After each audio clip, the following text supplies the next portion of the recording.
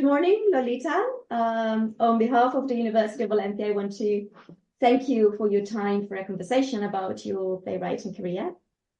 We are really grateful for this wonderful chance to have a conversation with you at a time I know you're very busy, given your latest project, the theatrical adaptation of Maggie O'Farrell's novel Hamnet, which premiered on Stratford in April this year and is now having a long run at the West End in London at the Garrick Theatre, while Life on Pi is on a big, long national tour throughout the UK.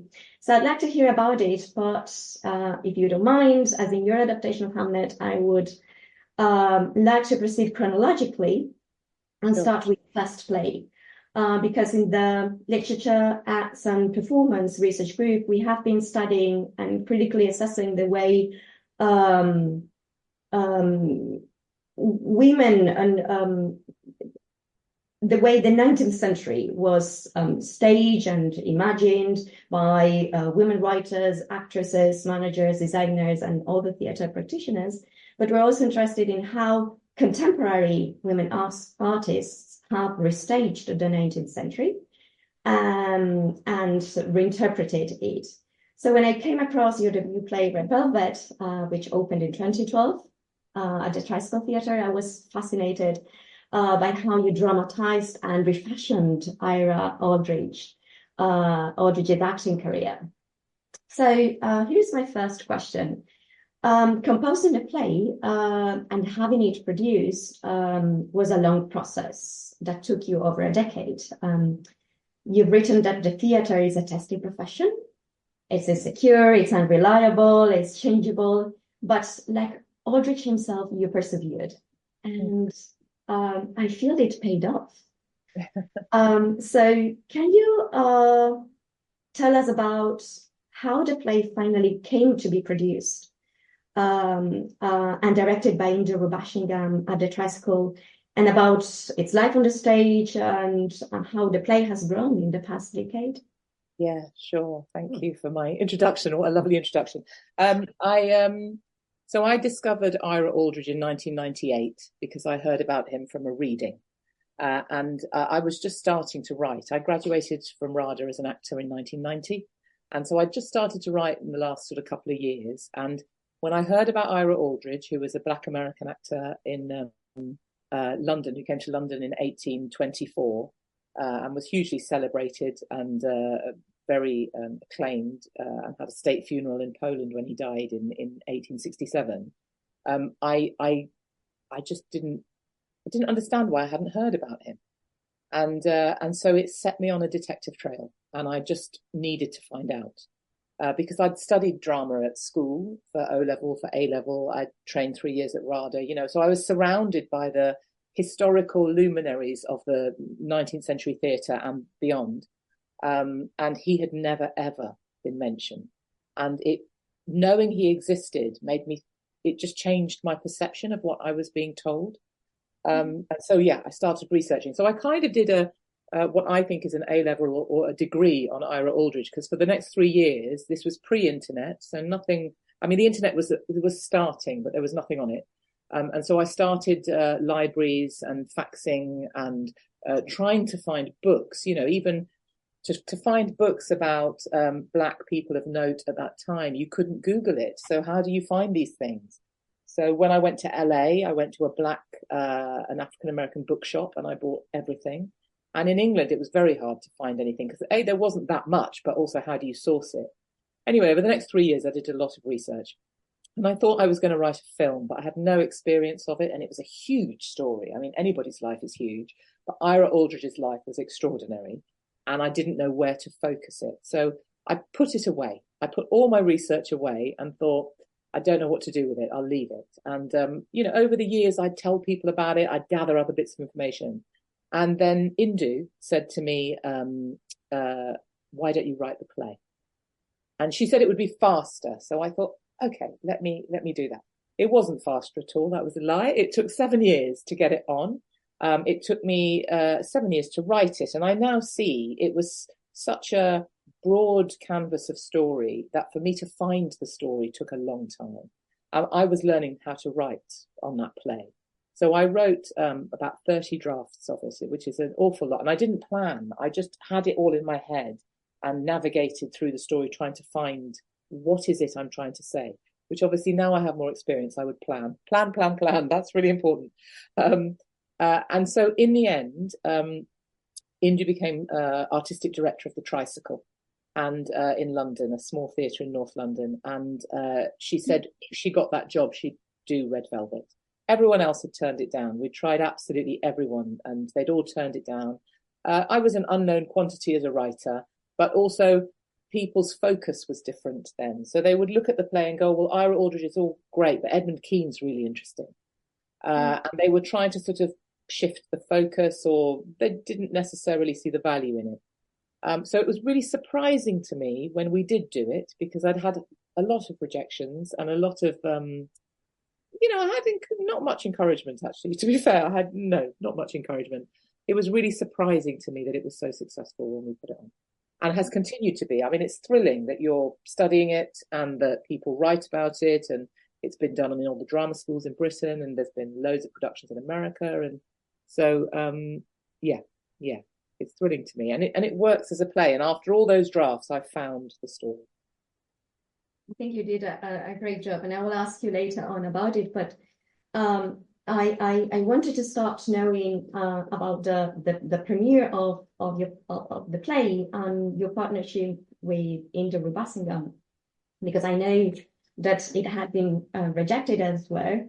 But I see the play bringing together a series of remarkable and meaningful debuts. It was your first play, a play that revises and resignifies Aldridge's own debut at Covent Garden, and it was also Rubasingam's debut, as you say, as a Tricycle new artistic director, which is now renamed Kiln Theatre, and which turned her into the first British woman of colour to run a major London theatre. So I was at the Kiln this summer, and I loved it. I absolutely loved the play that I saw, Modest. I loved the theatre, and I could feel how it has been a major space to embrace more diverse and inclusive theatrical narratives in the past decades. And as I was finished drafting this interview last Wednesday, in the afternoon, I heard that Indu Rubasingam has been appointed artistic director of the National Theatre, which is an amazing piece of news, because she's the first woman in 6 decades to achieve this. So I wanted to know how you feel about this. Also, because Red Velvet is a play that is concerned with this politics and with the conservatism of the theatrical scene. And finally, 100 years later, the work done from the margins and the fringes is finally being endowed with a centrality and recognition. Yeah, I mean, it's extraordinary, isn't it? You don't think things are going to change in your lifetime, because as things are stuck as they are, and you come out all idealistic when you're young and wanting to change it, and it doesn't change. It changes around the edges. When we did Red Velvet, I really felt like Ira Aldridge, his history was everywhere. It was everywhere. It was buried in newspapers across the world. It was in books here and there. It was inaccurate in lots of places. There was a lot of criticism in 19th century newspapers and periodicals. But it had been collated in 2 books, his information. So there was a biography in the 50s that collated some of it, and then there's a 4-volume biography in recent times by Bernd Lindfors that really collates it hugely. But still, he didn't take his place. So when we did Red Velvet the first time, I felt, and each time I see it in different productions, I feel like he gets to come back onto the centre stage, and he gets to be recognised this time. And he's long gone, he's 150 years gone. But but it still has significance. And so the shifts that are happening now feel, on the one hand, delayed and late and like it should have happened before. But on the other hand, it's got this weight behind it that's very exciting, because there's so many artists of all different kinds of persuasion sounds wrong, of colour and type and all of that whose stories are now being allowed out of their boxes. So it's a very exciting time. Yeah, it's a time of proper change, which is brilliant. And like when I wrote an article when Red Velvet first came out about how I love and loathe the theatre. And you know, I love it for all the exciting and the possibilities of it, and the story, how you can shift people with stories, and how stories can fill you. You see something extraordinary in the theatre, and it changes your perception slightly and makes you feel better about life, or it makes you understand something more. But I also hated that sort of old school, stuck, singular perspective, certain kind of treadmill or conveyor belt of work that didn't apply to me at all. And that, about 5 years after that, shifted hugely, because so many women became artistic directors in that 5 years. So it was really interesting. So many women and people of colour across Britain, it changed. And so now it's funny, when I'm asked about that article, I'm like, oh, it's really, really changed. So yes, there's still the old guard, but there's the new guard as well now. So it's a very exciting time. Yeah, I also feel that the theatre in the UK, but also elsewhere, is being redefined by women in the 21st century, and you are part of that change. You're making it happen. In fact, you mentioned Professor Brandingford's 4-volume series of biographies, but I think both the publication of those biographies and your play were decisive to, in the case of Ira Aldrich, to contribute to that visibility. Yeah. I think you have contributed it, because there are other plays about Ira Aldrich, but they weren't as successful. Perhaps it was right place, right time, right moment. So have you heard if the name of Ira Aldrich does finally appear in the syllabi of RADA or other drama schools, or have you been aware of all the kinds of memorialization? Yeah, I mean, I know that it's definitely been performed at RADA, Guildhall, Lambda. I mean, all of the drama schools here have done it. I think, did Welsh College do it, or Scottish? I've done lots of Zooms with different groups of students and things, and been in. It's definitely taught at RADA. I'm still involved. I trained there, so I'm still involved. So I know it's still taught there. I meet young actors who say, "Oh yeah, we did a duologue or a monologue from Red Velvet," and no, it's definitely in the ether. I know that it was thrilling actually for me, because once the play had been on, it changed absolutely everything. And I think the reason that my version of Ira worked or resonated is because I'm an actor as well. And so I'm inside that world of theatre, and I can talk about theatre in a certain way as a performer. So it kind of gives it a certain resonance that, and the story that I chose, you know, it is exactly right time, right place, and all of those things. It was ready to hit. But when I went to the British Library in London, they had an exhibition of 10 great Shakespearean acts, and Ira Aldrich was one of them. And the curator very kindly took me round to see this exhibition. And she said the reason it was there was because they'd seen Red Velvet. And so Ira Aldrich was there with Peter Brook, David Garrick. You know, there were other great artists in there, and there was a room on Ira, and that's extraordinary. And in the Arden foreword for Othello, he's mentioned, and he's part of you cannot ignore him now. He's part of the landscape. I always thought, when I studied theatre studies at school, and you know, I studied, I don't know, Edmund Kean, David Garrick, Sarah Siddons, Fanny Kemble, you know, all these names. I knew these names. And now I feel in my head I've put the portrait of Ira Aldrich on that wall as well. And it just changes everything. You just go, oh, it's not a new thing. He was there, and he was really, really good. So it's changed a lot. I don't think you can mention 19th century acting without referring to him. And when we went to America, I met lots of American artists who said, gosh, I thought he was a British actor. We didn't, he said they were taught about him a little bit in America, because I always think they're a bit more progressive with those things. But he said, no, we didn't realize he was such a big deal. So it's actually who tells your story and to what end. And for me, he was an extraordinary person, and he changes my place in the industry by existing. And I wanted to give him that place, actually, because now younger actors can go, oh, I'm not the first. There was somebody in 1824, like, yeah, 200 years ago, who did that. I'm glad to hear about this recognition, because I wanted to ask you if you read reviews of your plays. Red Velvet got very good reviews, but also in academia, your work has elicited a significant academic response. So it's been 10 years, but almost 12 years since it was first performed. And it is much valued. There are already several essays and articles.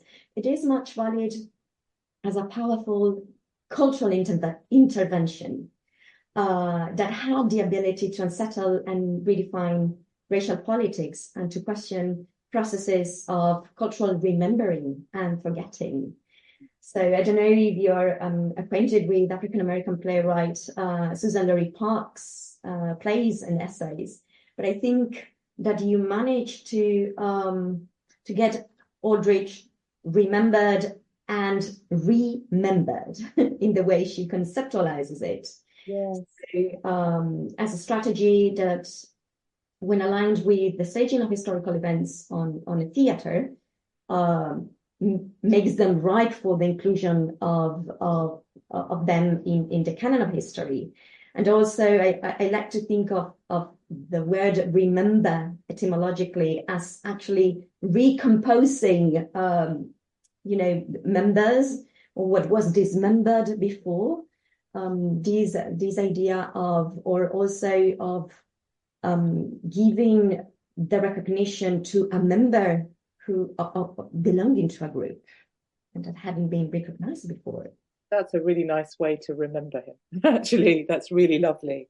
I mean, I put myself in his shoes, and I used a lot of my own experience and feeling in the industry and what I've watched and been part of, and expanded it into a 19th century sense. So he is my version of Ira Aldrich. He's absolutely my version. But it's also universal, isn't it? That if you're given your biggest break in life and it doesn't go according to plan, how does that change you? And everybody has a story for that.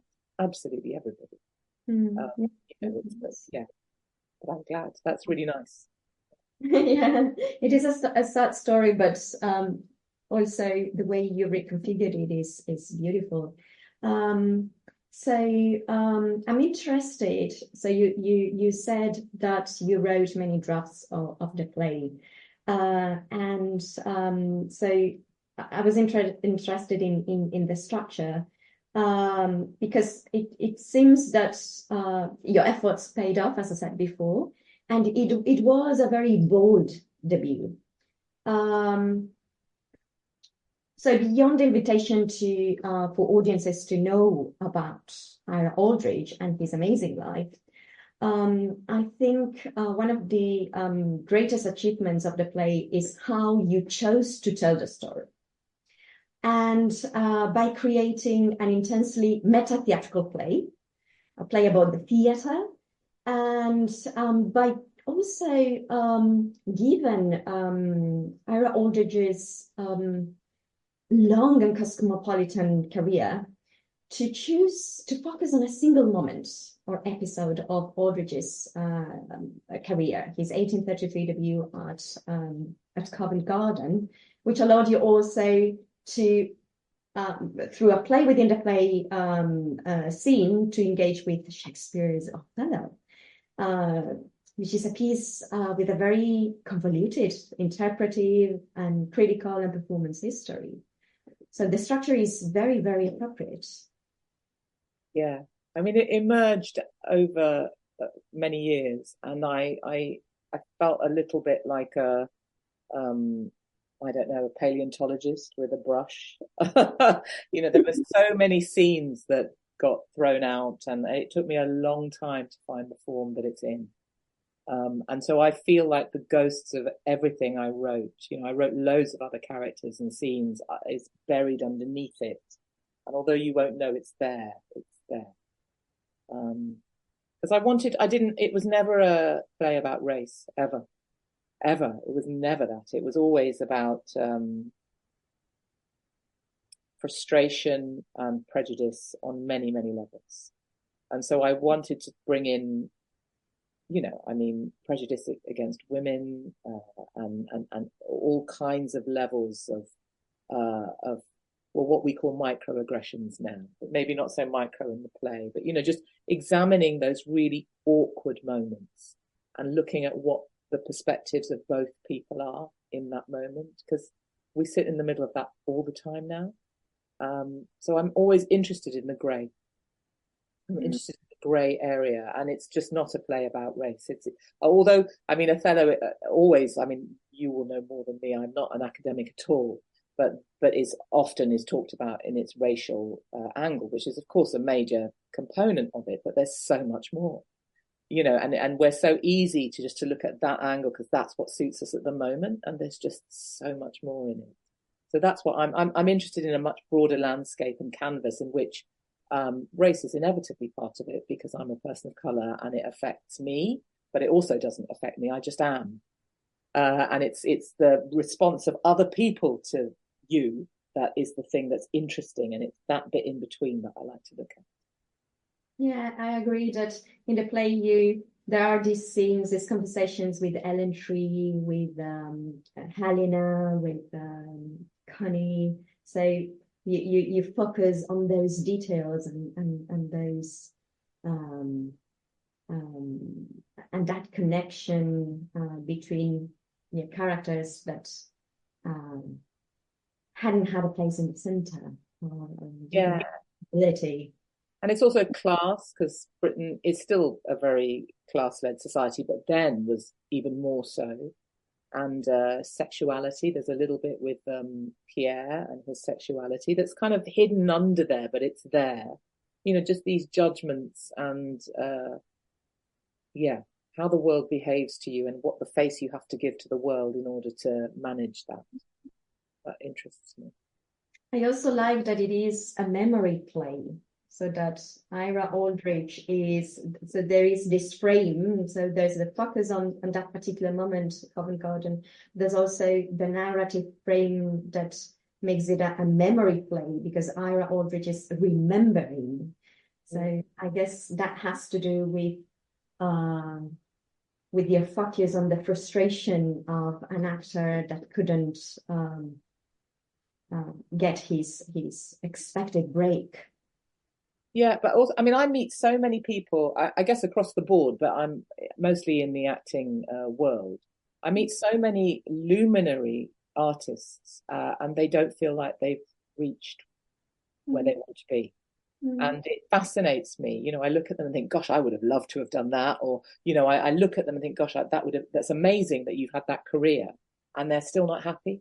And that's what I think that's fascinating, that the more it's like the carrot, isn't it, ahead of you, that you just want to get a bite and you get a little nibble of the carrot and it just runs ahead of you. And it's that feeling of, which is art, being an artist. That is being an artist, never being satisfied. If you were satisfied, you wouldn't be a good artist, really. Because you have to feel like there's something that needs answering. That's what drives you on. That's what pushes you to make something new. And so I was fascinated by that a man who had achieved so much, and society obviously was very mixed and saying, politically it was a very complex time for Black people. That's a total understatement, but, there was so much against him. And yet he tried to maneuver himself around it to achieve what he could. And he achieved exponentially.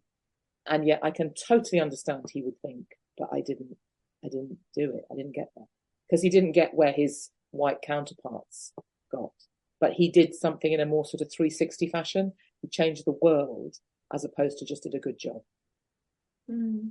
Yeah, how interesting. So you've mentioned that you were trained as an actress, but then you wrote Red Velvet. So do you think that the success and recognition of this play propelled and shaped your subsequent career as a writer or as a playwright? Yeah, completely. I mean, it took quite a long time after Red Velvet to get commissioned for anything else. I thought, oh, I've written something that people like, great. It'll change everything. And it didn't, really. It didn't. The play did really well. We came back 3 times. We went to New York. Then we went into the West End with Ken Branagh's season. And then it started to have other productions elsewhere. And all of that was amazing. But it wasn't an overnight, aha, now I'm a playwright and everyone wants me. I think, I don't know what people thought, but it feels like people went, oh, she did one good thing. That's great. And then it stopped. Yeah. So it took a while before my next, I think it was Red Velvet started in 2012 and carried on to 2016, our production of it. But yeah, and then my next thing was in 2019, my next production. So it was quite a long time, relatively, really. Yeah, just to finish with Red Velvet, and I don't know if I can, I'm unable to ask this, but I know that you've been working with, that you've been working also on script for a biopic of our Aldrich. Yeah. So we see the film anytime soon. Oh gosh, I'm hoping. Keep everything crossed. I mean, it's a never-ending hope. Yes, I mean it's there. It's with good producers, but film market is a tricky old market. And yes, if I can get when I get that film made, then I will have done it. Then I think, okay, I can put that to bed now. I'm hopeful. It would be a beautiful film and a necessary one, but have to wait for the door to open. Good. Okay, so is there any playwright or writer you've been particularly influenced by in your writing, or have you been more influenced by your first-hand knowledge of the theatrical world as an actress in your writing for the stage? That's a hard thing to answer, really. I mean, there's nobody that I particularly read that I think, oh, that's I mean, there's so many people I admire, but no one I read and think, yes, that's what I want to achieve. I mean, all the greats, right? I mean, Shakespeare and Arthur Miller and Ibsen and, all the greats, but I've been in some of those plays. I've read a lot of them. I've watched a lot of them. So I'm so immersed in storytelling. Film, old films, black and white films have quite a theatrical sort of storytelling feel to them. Yeah, hard to know. I'm admiring of certain productions at certain times, and then you move on. So yes, so many, but nobody in particular. But I feel like they all underpin me. We just build on the next, don't we? We build on everybody that we read and study, and then you just try. Absolutely. Thinking of Red Velvet hymn, which I had a chance to see in the video recorded version, and I loved. Okay. And your adaptations of Love of Phi and Hamnet, it seems to me that you have an amazing ability of synthesis. That you know how to get to the gist of the stories and distill what is essential into a powerful and eloquent dramatic idiom. These plays are short or not particularly long. They are minimalistic, yet daring in their aesthetic and poetic statements. I have the impression that you make every word matter, and at certain stages or in certain scripts particularly, it is very poetic. So how do you approach your writing?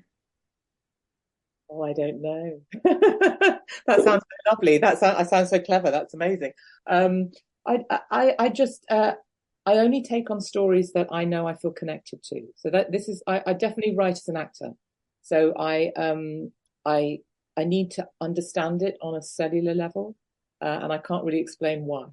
So Life of Pi, when I read it in 2002, when it was first out as a book, and I was just reading it for fun, I loved the story, just loved it. And now having broken it down and analysed it and rewritten it and worked it as a play, now I know why, because it's so open-handed. It asks lots of existential questions and doesn't answer it for you, but gives you a really positive spin on the wonder of living. And now I know that. But I couldn't have said that in 2002. I just thought it was a great story, and I liked the way he'd written it, Jan Martel. Similarly with Hamlet, what beautiful, beautiful words Maggie O'Farrell puts together in simple words that just end up being deep and meaningful and saying so much. So I take on projects that I resonate with, and I can't tell you what that is. And I also like very different. So after Red Velvet, because I didn't really get commissioned and I didn't have that much interest, people said, well, you should write another historical fiction, because that's obviously what you're good at. And I've resisted that. I've been boxed all my life. I've been said, oh, you're this.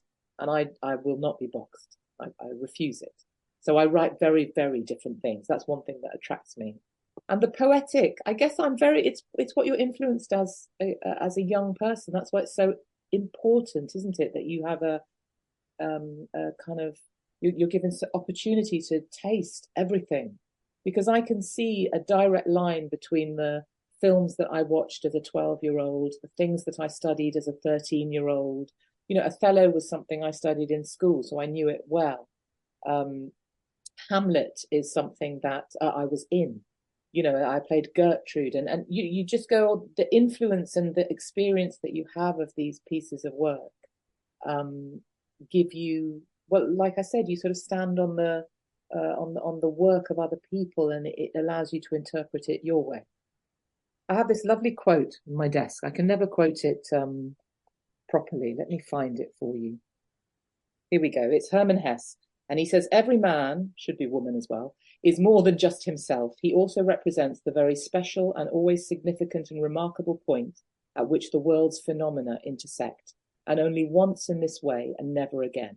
That is why every man's story is important. Mm. And I think that, whatever comes into you in your life makes you you. And so I can see Romeo and Juliet, and I will want to tell a certain version of that because of my experiences, which will be different to yours.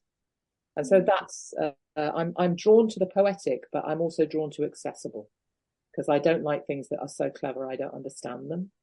But I like things that are clever and make me elevate. And what's the difference between that? So I want to make my sort of motto for theatre, which is why it's not long. My plays aren't long, is that I want it to be enjoyment, not endurance.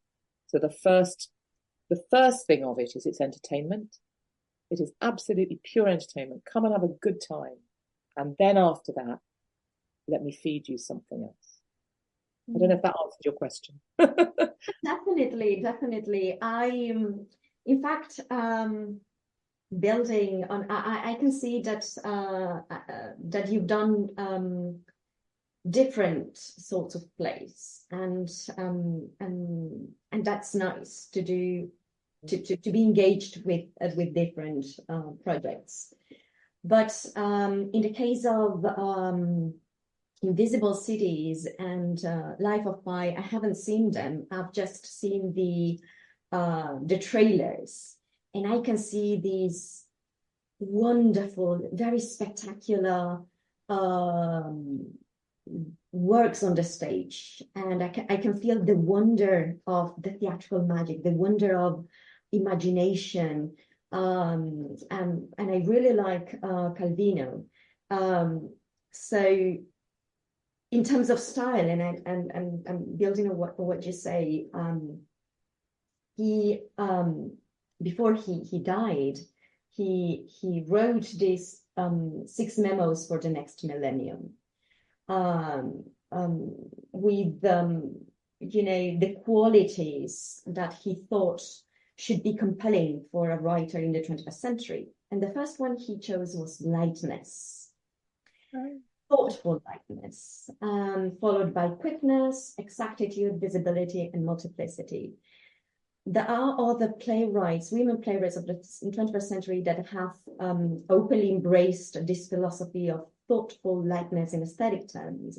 And I can feel that also in your work. So not a pursuit of wit and intellectual sophistication, but a search for connection, sense of entertainment and lightness as some wonderful thing to pursue in these heavy times and to reconfigure the stage. Absolutely. That's interesting to hear that about Calvino. I think hope, there has to be hope, right? Who are we without hope? And so even in something like, I think that is also something of Life of Pi, is that in these extraordinary circumstances where all hope is lost, absolutely challenged and lost, death, destruction, everything. But what's extraordinary about Pi is he keeps one foot in front of the other, and there is a slither of hope. And he comes out at the end a very, very changed person, but it kept him alive. And I think that's an absolute, well, that's just a rule for everybody's life, right? You hit the rocks. All of us hit the rocks. But what gets you through is the possibility of a better time. And you will be totally changed by it. I mean, it was extraordinary doing Life of Pi pre-COVID when we had no idea what was coming. And it was a great show and we did really well. Then COVID happened and we came back. And everybody was so changed by COVID, everybody. And the play changed, the meaning of the play changed, because it was exactly that. We have all hit the rocks, but we have come out and we're still sitting in a room with masks on and socially distanced to watch a play together. And the achievement of that's huge, and that's hope. So that lightness is absolutely right. Yeah, theatrical lightness is important because there has to be something else. After the death and destruction and the awful things that happen, there has to be more. Mm-hmm. Yeah, I share your defense of the theatrical community and how, as audience members, we connect with what is happening and we share this moment together. And this is one of the most beautiful things about the theater, that the fact that it is collaborative art. So how much do you get involved with directors and actors during rehearsals of your plays? I don't know if I'm different from other people. I don't know. I'm very involved, really involved. I want to be, because I want to help. I want to help it happen, and I also rewrite. I rewrite to the end. So I rewrite constantly. So it's important to be in the room to hear what works, what doesn't. I trust actors, even if their solutions aren't the right solutions. Their sort of arrow pointing to something tells me, oh, that's not quite right. And they're constantly, everybody's working to make it better. And the director is pulling it all together, and the design will have ideas. And it's not about telling me, oh, that doesn't work. It's just going, oh, I need something here. And I'll go, okay. Because I know it all kind of integrates all the different disciplines. So I'm very involved in casting, in rehearsals, in previews till it opens. And then I feel, it's a funny thing, because I feel like the actors are my tribe, but of course they're not, because I'm the writer in those situations. So I go and see the show quite regularly, and I just make sure that it's staying in the same lane. And I go and see the actors, see how they're doing, because a run is hard work. And I like being part of the whole thing, and I know that it feeds it. I like to feed it, because I know when I've done runs of shows and the creatives don't come, it starts to get a bit loose, and also you don't lose heart because you're there to do a job, but you lose the enthusiasm. Whereas if the creatives come back and go, this needs a bit of tightening, it's food, so it makes you do your job better. I had that feeling looking at your Instagram, but I just wanted to check, and it is a very generous attitude. I'd like now to move on to your theatrical adaptation of Hamlet for the stage. I'd like to know how it was commissioned and how the project grew before the premiere. Can you tell us about it? Yeah, sure. It was quite a relatively not a late commission, but I didn't have that much time. So the RSC approached my agent and asked if I'd be interested. And my agent knew the book. I hadn't read it, and she was like, "Oh, it's a beautiful book. It's amazing." So I read it and agreed. Again, I have no idea how I'm ever going to do things, but if I've got that feeling, that connection, then I say yes and I work it out later.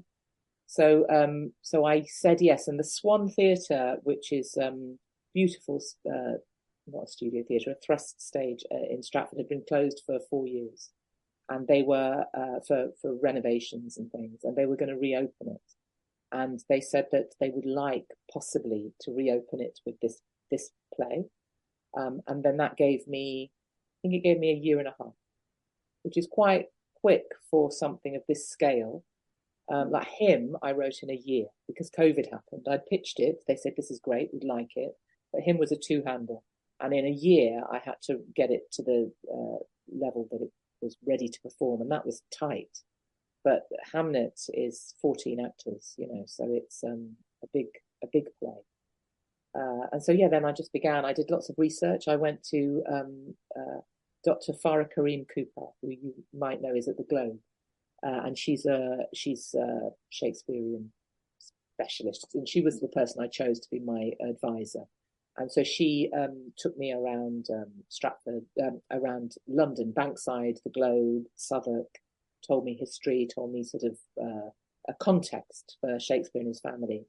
And then the RSC set me up with all the sites in Stratford. So I did a couple of days going to Shakespeare's School, Anne Hathaway's Cottage, New Place, Henley Street, all the different places that he lived and worked.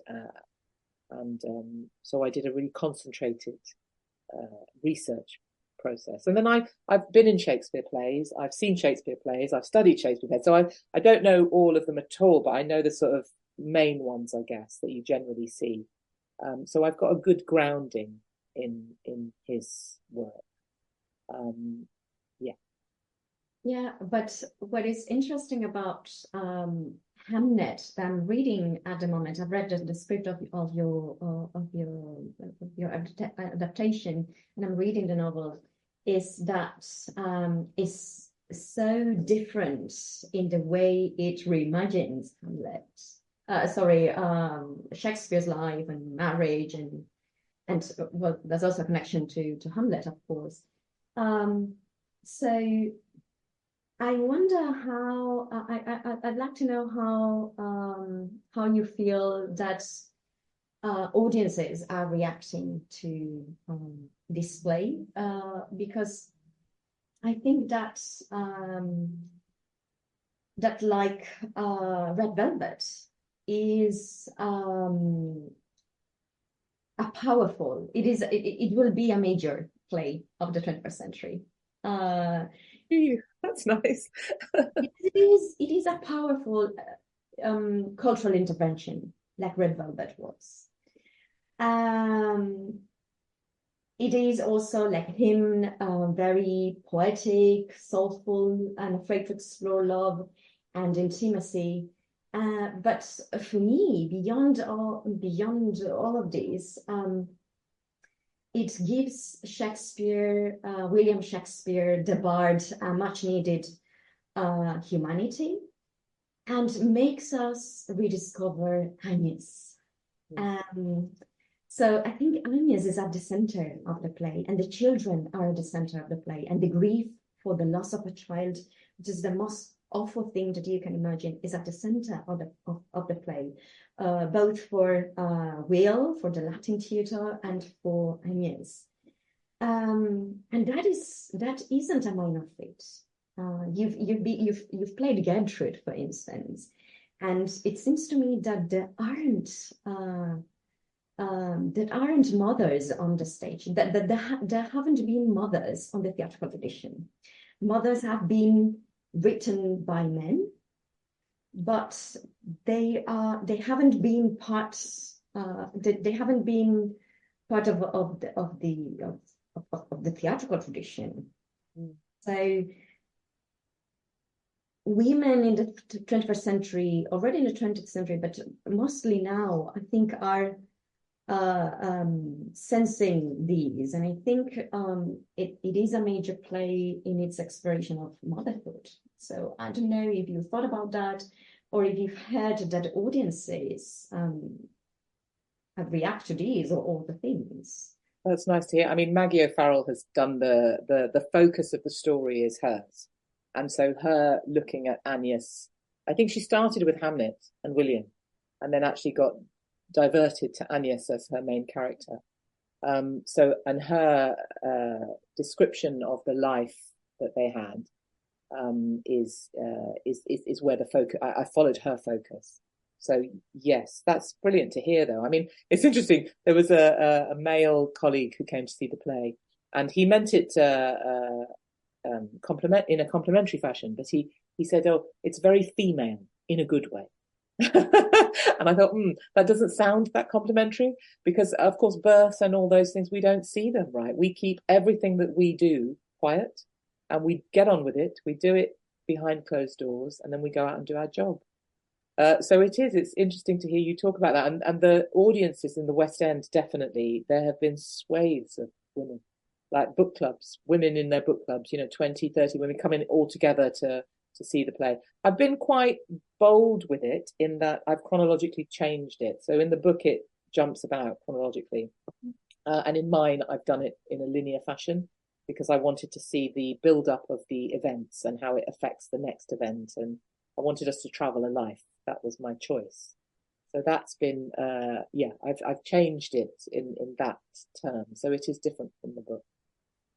But that's lovely. I mean, we don't explore what it is to be a woman often enough. Is there the space? Is there the commercial space to do it? It's brilliant that Maggie's book is so successful in such a really relatively short time, and everyone. I mean, the expectation and the pressure of that was big, actually, because everyone's going, "Oh my God, you're doing Hamlet!"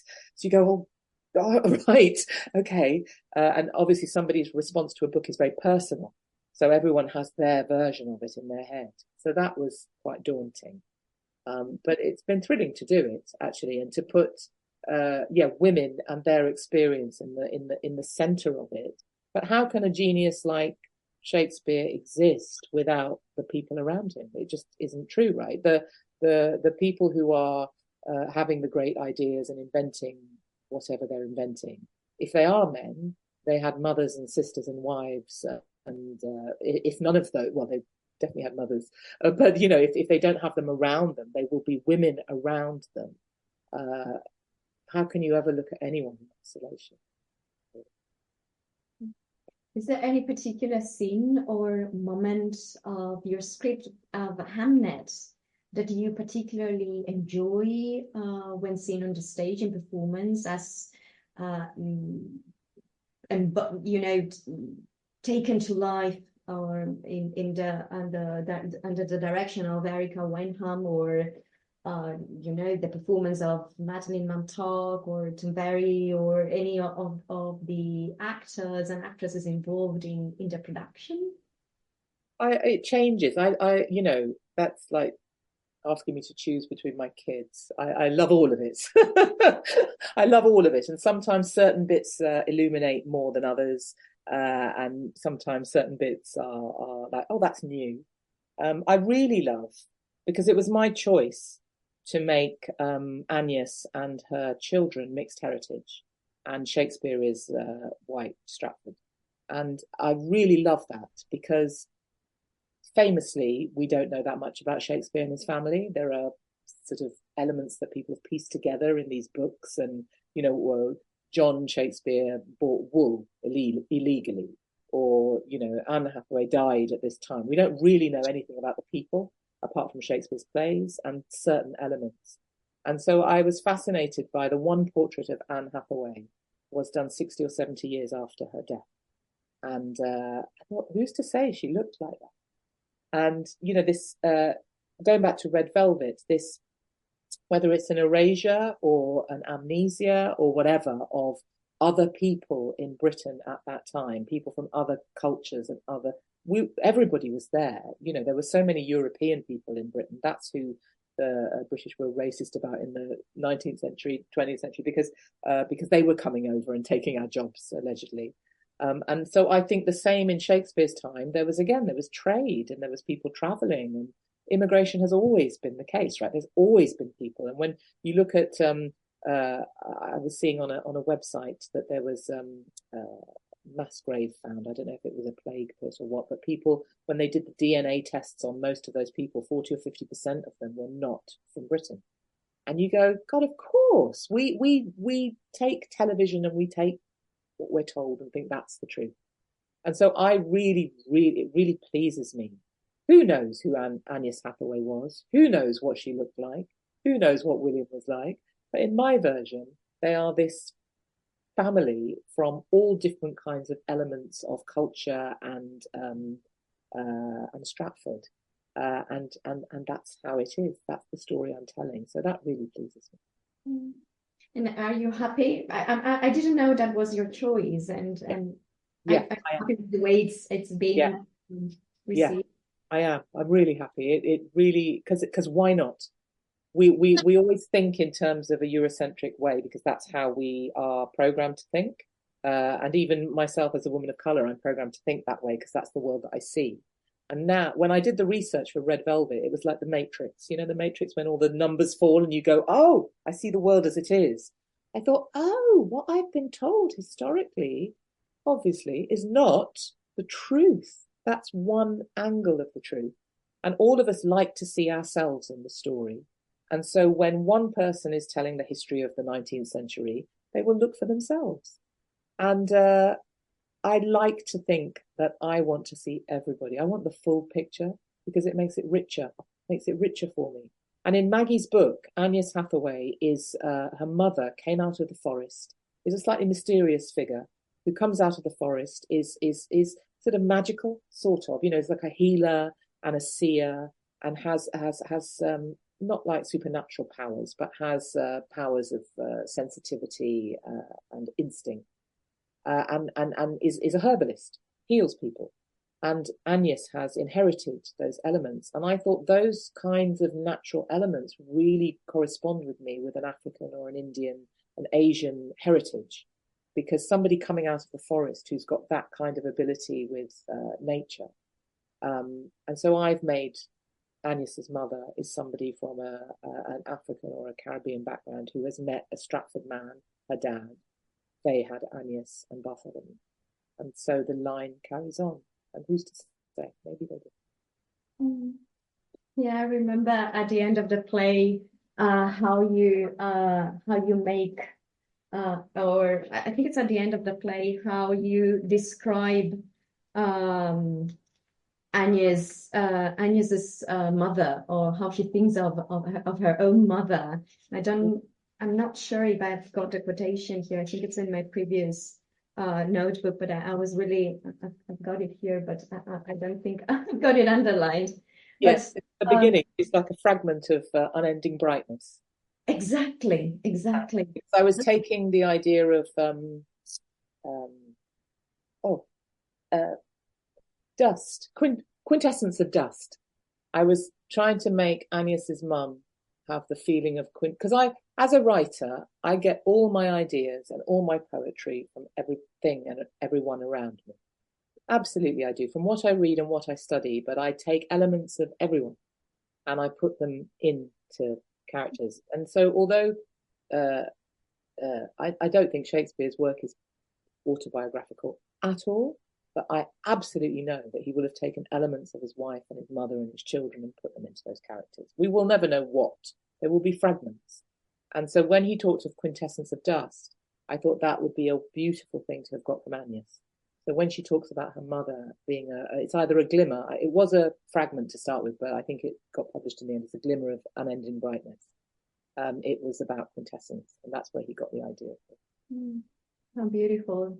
Yeah, just to finish, also in connection with what you were saying, this change of attitude, this willingness to be more inclusive. I have to confess that I was very much struck by something that you wrote in the working diary that you published with Adrian Lester with your husband in 2019, and you wrote, I know the profession is changing at last, but to be part of the change is empowering. For the past 20 years, I have often been the only person of color in so many rooms, and the fact that rarely happens now is a relief. Yeah. I was very, very much surprised to hear about these, and I feel that you are doing a great job and an empowering job in changing in changing the profession, in changing the way audiences or readers see the world. Oh, I'm really glad. I've always had an image in my head that you never travel alone, right? You do stand on other people's shoulders, but that it's my responsibility to, I am made better by the people who are going to go ahead of me. Like my kids are going to be much better than I am, and that's an exciting thing, that I'm just part of the chain. And so I'm a real believer in absolutely enabling other people. If I can be a door, I'll be a door. I don't always have the energy to be a doorway for other people, but it's so hard to get through the doorway. But if I can help in any way, I'll try, because it's important that you just don't know who anyone's going to be. It makes me laugh that I got all these amazing awards for Red Velvet that were, emerging playwright, best, like most promising person. And I was 42. And it's lovely to be emerging at 42, but I was like, gosh, I'm quite tired to be emerging now. I would like to be emerging at 22. And I think, it shouldn't take so long. I mean, it's great, right? I've got through, which is amazing for the minute, and that's great. But no, I want to change the landscape. I absolutely want to, because I think stories are richer for it. And I think that, but I also don't want to exclude anybody, which is why it has to be universal and it has to have hope, because all of us will struggle. All of us will hopefully come through, and it will change us. And so any story, whether it's about an Indian person, an African person, a Spanish person, an English person, it doesn't matter who it's about, but it needs to have something that we can all relate to. And the specificity of it's great, but it's the story that's the thing. We're all, it's an obvious thing, isn't it? But we're all human, and we all have a limited amount of experiences in life, and then we die. So let's just all be collective and share in it rather than divided and separate. But that's my idealism. No, that was great. I'm 42 at the moment. So you're emerging. I think you've got there. I find it beautiful and necessary that people can have the break and in the middle, not in the early lives, as middle-aged women, for instance, as we are. So because we are experienced, we are professionals, we are mothers, and we have things to say. We live in a culture that values very much the young people, and it's lovely too. Yeah. But I'm glad that you never gave up, that you and that there's always time for a chance, for a new chance to share stories. So just to conclude, I'd like to hear about what inspires you at the moment, and what are your prospects for the future? Would you like to keep writing for the stage and acting at the same time? Yeah, I am. I'm doing both. So I'm developing a lot of different projects. Most of them are for the stage. I've got a couple of films. Red Velvet is one of them. But, that's a long old walk through the park. I'm maybe a TV project, but again, that's a really long old thing. So, I'm developing quite a lot of things for the stage. And then acting, I'm doing a play next year, and yes, I'm totally up for acting. I've taken, the last 2 years have been extraordinary. So I've opened so many different shows and I've been really lucky, but I've missed my acting. So I want to get more of a balance between them. And I've dramaturged a couple of productions that are to do with dance and music, and I really enjoyed those. So I love that multimedia, different discipline, things that feed you as an artist, and then you can put your stamp on it in with a flavour. I really like the challenge of it. So yes, just more. I'm going to come up with it. More life. Lolita, thank you very much. We wish you the best of luck. It was great talking to you. It was a lovely conversation. And yeah, I hope we can stay in touch. And I hope I can get to see Hamnet before mid-February. Yeah, brilliant. Lovely to talk to you too, Anna. Thank you. Thank you.